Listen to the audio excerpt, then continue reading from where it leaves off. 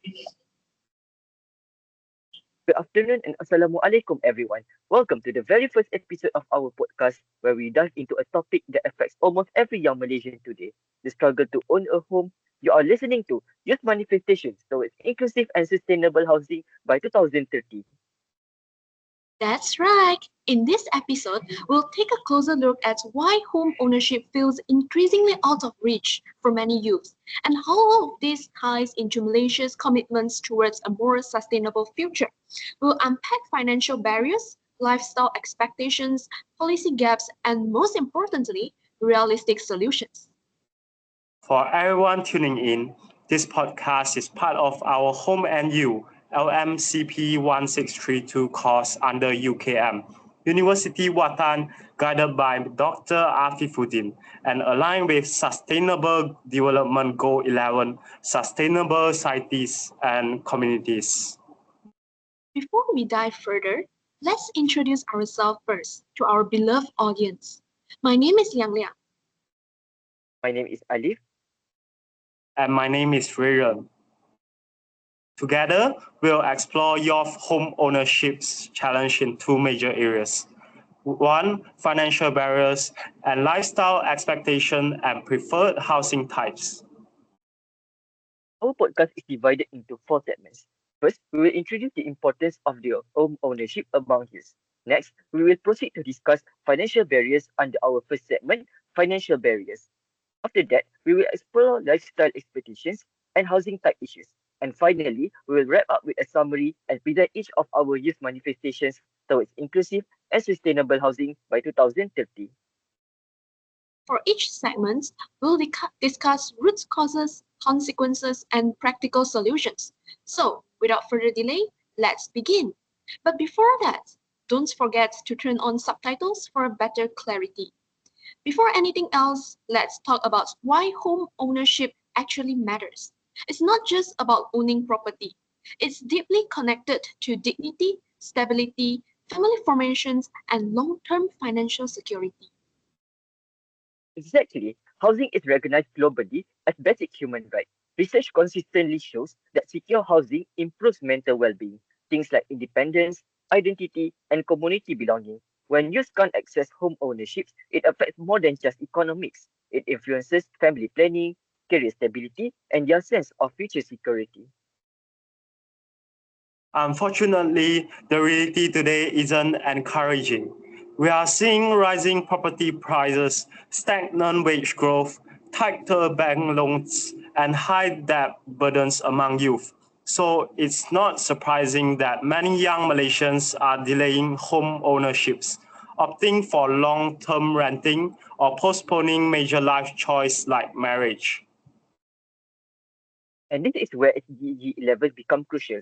SDG 11 aims to ensure adequate, safe, and affordable housing and to build inclusive, resilient, and sustainable cities.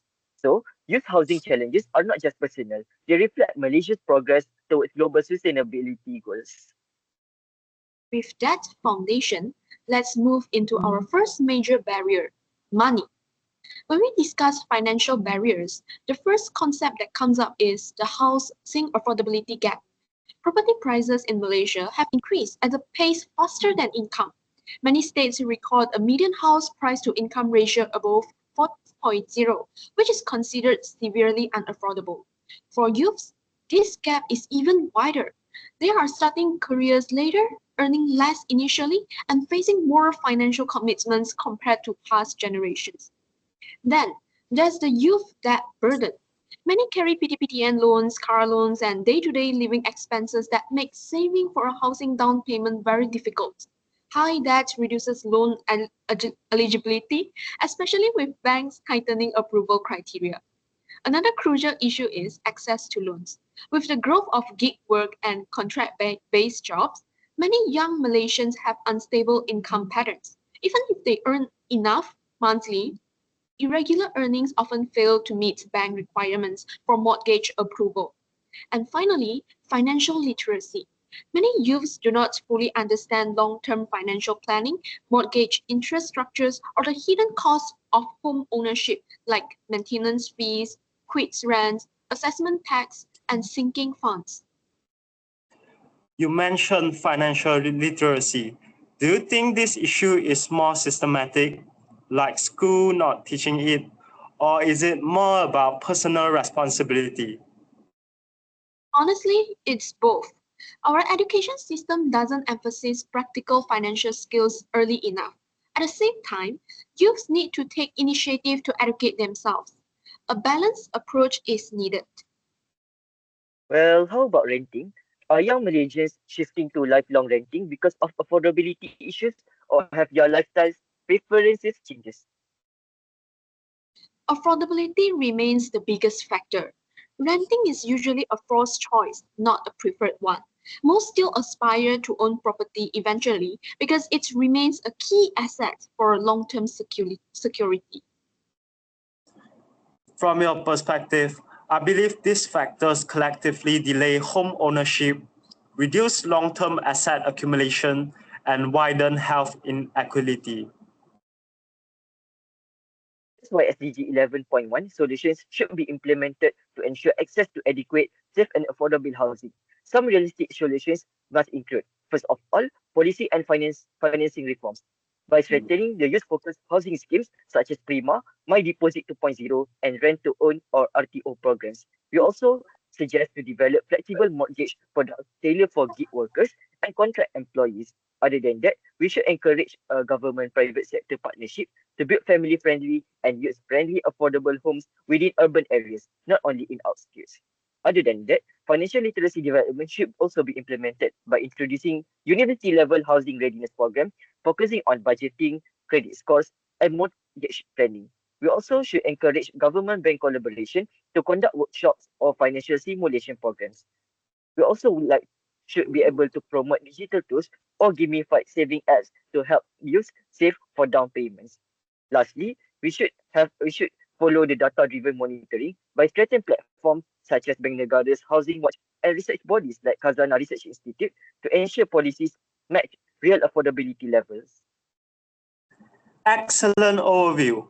Now, let's shift from finance to something less numeric, but equally important: youth expectation and lifestyle trends. Financial barriers are one side of the coin. The other involve lifestyle expectation and cultural factors. Today's youth often prefer living in urban or semi-urban areas, close to public transportation, job opportunities, high-speed internets, cafes, and recreational facilities. But these locations come with higher property price. There's also the matter of space and design expectations.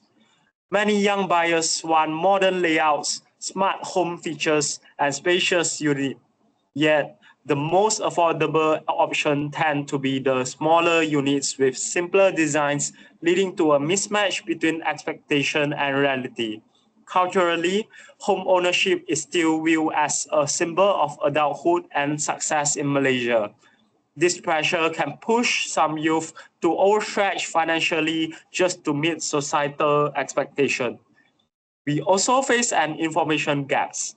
Many youth are unaware of subsidized housing programs, co-living options, rent-to-own alternatives, or sustainable suburban projects that may actually fit their budget. I have a question. Do you think youth expectations are unrealistic or are developers failing to meet their needs? A bit of both. Developers tend to focus on high margin projects, especially in premium locations. Meanwhile, youth often idealize city center living. The challenge is finding a balance that respects market's realities while meeting youth needs. What about co-living?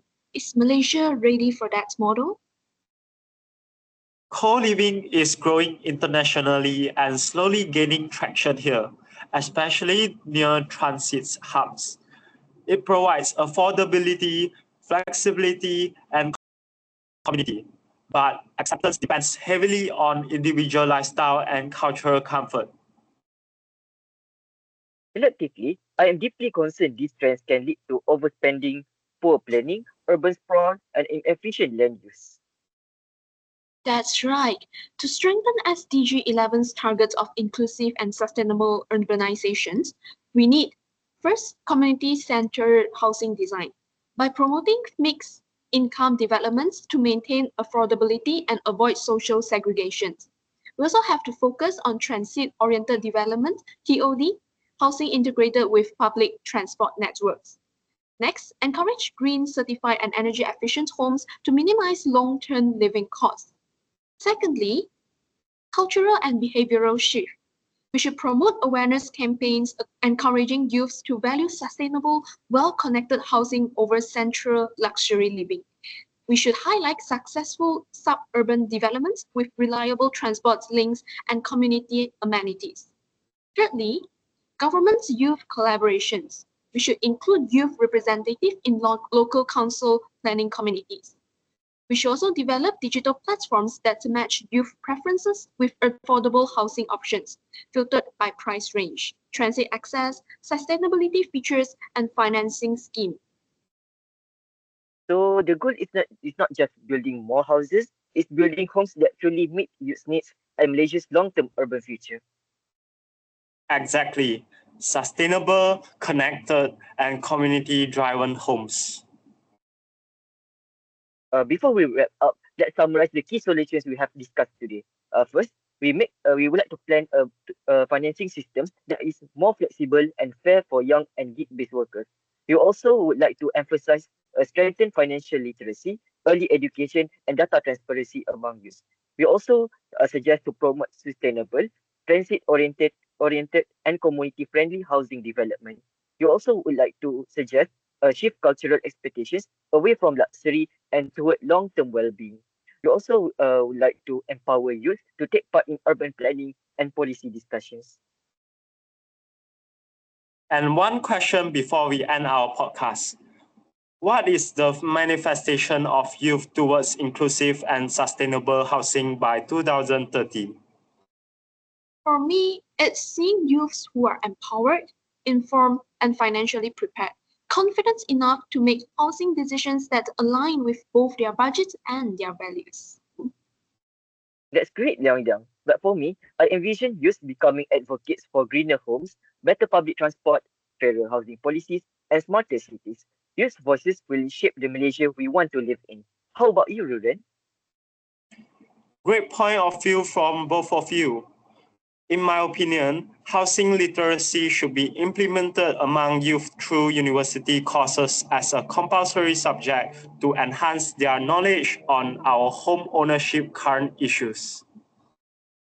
If Malaysia can align youth aspirations with SDG-driven policies, home ownership can become both achievable and sustainable.